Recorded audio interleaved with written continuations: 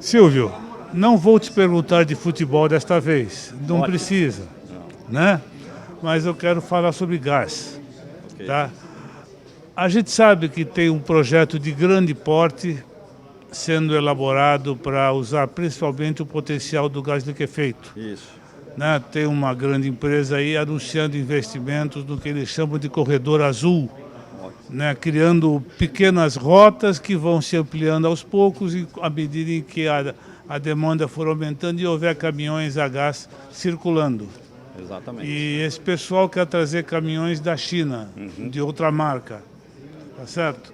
O que isso pode representar para vocês, principalmente sabendo que a inteligência brasileira lá de Brasília agora fala sobre zerar a tributação para caminhões a gás importados e vocês fazendo isso daqui, pagando toda a tributação existente aqui no Brasil. O que você comenta para mim sobre esse detalhe? Não é um detalhe, né? É toda uma pauta. É tudo uma pauta. É toda uma pauta. E primeiro, positivo porque nós precisamos de mais gente falando sobre gás, seja liquefeito ou comprimido no Brasil. Esse combustível precisa ser popularizado e isso não vai ficar... não é possível ser feito só pela Scania. Quanto mais interlocutores houverem no mercado, sejam concorrentes ou não, falando de gás, melhor. Porque nós não esperamos também ser o único fornecedor de caminhões a gás no Brasil. Então, primeiro aspecto positivo. Segundo aspecto, o governo trabalhando, pensando, não sei se decidindo, zerar as alíquotas de importação para caminhões a gás importados inteiros. Não é problema, porque nós não temos problema e nem medo da concorrência. Enfrentamos a concorrência, seja ela de onde ser, do mundo inteiro.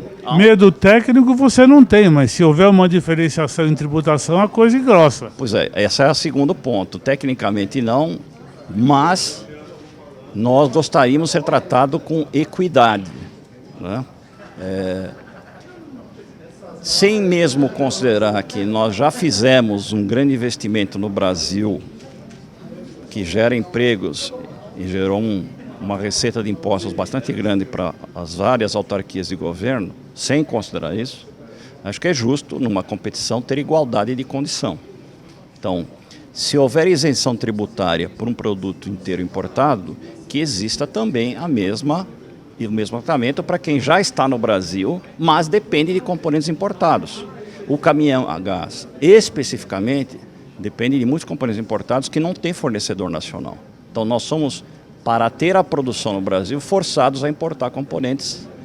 Então, seria de todo justo, equânime, ter o mesmo tratamento e isentar-nos também dos impostos de importação que nós hoje já pagamos para esses caminhões a gás. Você tem como potencial de concorrência, num primeiro momento, uma marca vinda da China e outra de origem italiana.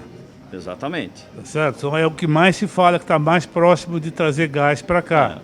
Né? Então, em que pese que existe esse tratamento econômico, que nós temos certeza que o governo vai nesse caminho, porque o governo pauta pela justiça, pauta pela equanimidade de tratamento, ainda mais que está na Constituição brasileira.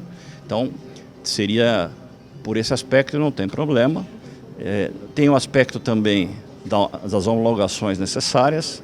Isso tem um ritual no Brasil que não é muito fácil e nem rápido.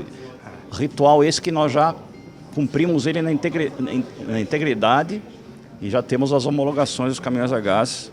Portanto, os caminhões são comercialmente viáveis no Brasil hoje já. Também tem o aspecto de assistência, de serviço e para isso nós precisamos ter uma rede de concessionários que não sejam a rede inteira, mas principalmente onde os corredores azuis estarão, tem que existir concessionários capacitados a fazer o atendimento das unidades a gás. E no Brasil, a capacitação não é só capacitação técnica, treinamento ferramental e local. O concessionário precisa ser homologado para fazer atendimento a unidades a gás. Essa é a lei no Brasil. Então não é só ter o concessionário. Você resolve com treinamento, né? Não só com treinamento. Você precisa pedir que esse concessionário seja homologado pela autoridade que vai lá verificar se ele tem os equipamentos e os cuidados suficientes para tratar. Por exemplo, ele não pode fazer atendimento em unidades a gás numa distância mínima do atendimento das unidades a diesel. Por exemplo, ele tem que ter equipamento de incêndio de maior capacidade. Então, você tem que cumprir, inclusive, o ritual de homologação do concessionário junto ao bombeiro, junto à Denatran, o Inmetro, que tem portaria específica sobre isso. Então, todo esse caminho nós já trilhamos. Portanto, vender um caminhão ou importar um caminhão sem alíquota não é a parte mais complexa do processo. E uma vez tendo tratamento equânime com relação à carga fiscal, nós temos uma vantagem já, pelo menos de tempo. Então, nós não vemos com problema essa questão de importar o caminhão inteiro. Como eu falei, nós temos já a nossa infraestrutura preparada, inclusive Fabril no Brasil.